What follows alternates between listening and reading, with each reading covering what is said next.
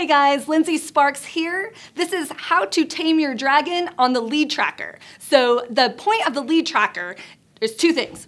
First thing is to figure out where does your business come from? Which pillars of business are sending you the most leads? And the second part is to find out your conversion rate. How many of those leads are you converting? So today we're going to talk about how to fill this form out and how to use it. Whether you're a real estate agent or a mortgage lender, you'll fill out the top part of the lead tracker the same. You start a new lead tracker every month. So at the first of the month, you start writing down your leads and track it all the way through the end of the month. Now, if you get more than 25 leads a month, awesome. You just start a second page or a third page, however many pages you need for your leads, but you only total one of them up at the bottom.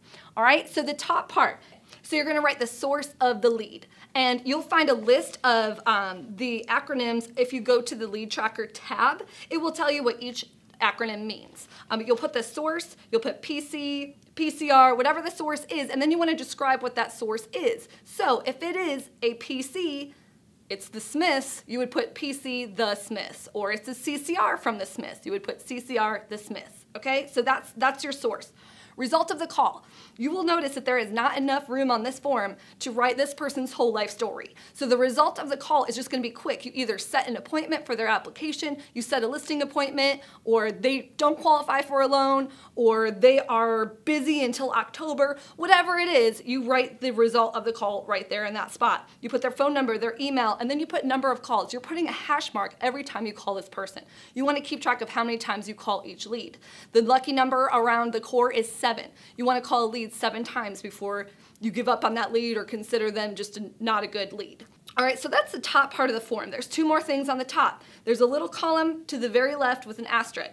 That's where you're going to mark your transactions. Asterisk means transaction. What is a transaction? So a transaction is either, if you're a lender, it's a loan application, full application, they brought in documentation, signed paperwork, they did the whole deal. Or it might be a pre-application. So they've still sent you documentation. Documentation is what makes it count, but they haven't found a property yet. So that's what counts as a transaction. It also might be a locked refi. If you're a real estate agent, a transaction is a signed listing agreement or a signed buyer agreement. Now, if you don't do buyer agreements, then what counts is a signed buyer contract. Okay, so that's a transaction. You mark an asterisk to the left of that column if it's a transaction. Now, if you haven't been able to get a hold of that person to get them in your office, but you still think it's a good lead worth chasing, that's what we call a hot lead, and you circle the number. So you circle the number next to their name. So on our example, we have Joe Smith, and he's number 1. Number 1 is circled. That means Joe Smith is a hot lead. You haven't been able to get him in for his listing appointment for his mortgage application yet. So that's the top. The bottom portion, you'll see you've got 3 rows, G, L, and T. G stands for goal. You're gonna break down your goal for each source of business on the bottom. So you really need to start with how many leads do you need to get per month, whatever your goals are for your business. You start with that. On our example, we're gonna use 40. 40 leads is the least amount of leads you wanna get. So don't pick a goal that's less than 40. So let's say you've got 40 leads. This is where you're gonna use the perfect model you find at the bottom of the lead tracker. Slightly different for lenders and real estate agents. For lenders, your perfect model is half of your business coming from real estate agents. So you can right there, if you've got 40 leads as your goal, put 20 down for your goal for realtors. Then you get 25% of your business from your database. That's gonna be CCR, PCR, PC, PF. Those 4 categories make up your database, and you're gonna split up your goal leads between them, and then business people. So that can be business or builder, depending on your business model again. So that's how you set up your goals. For the real estate agents, you'll see the bottom, the perfect model is a little bit different. Split up your leads by the model. All right, then you've got L. L stands for leads. That's how many actual leads this month did you get from each section. Just count them up. T is your transactions. You look at those asterisks that you marked on the top of the page. How many transactions did you get from each source of business? And you total everything up. The last thing is the box in the bottom right-hand corner. This is where we get the most questions in the concierge department. So the first line is going to say blank times 35% if you're a lender, times 20% if you're a real estate agent. That coordinates with your goal. So if your goal is 40, again, it'd be 40 times 35% is 14 transactions. For a realtor, you've got 40 times 20% equals 8 transactions. So that's just your goal. That's what you're shooting for. Then we're asking total written transactions. out of the total written transactions, how many were deals, how many were pre-apps, if you're a lender. So if you had a total of 7 transactions, those two numbers there should equal 7. So we're not asking you to divide anything. I know that looks a little bit weird there, but let's say you had 7, 5 were deals, 2 were pre-apps, that would read 5-2. Same thing, if you're a real estate agent, we just want to know out of your total transactions, how many were listings, how many were buyer deals. So you just show us that there. Transactions, that's where you put your total, divided by number of leads, equals your actual closing percentage. This is so you can compare what's your closing ratio compared to what we say the average is in the court.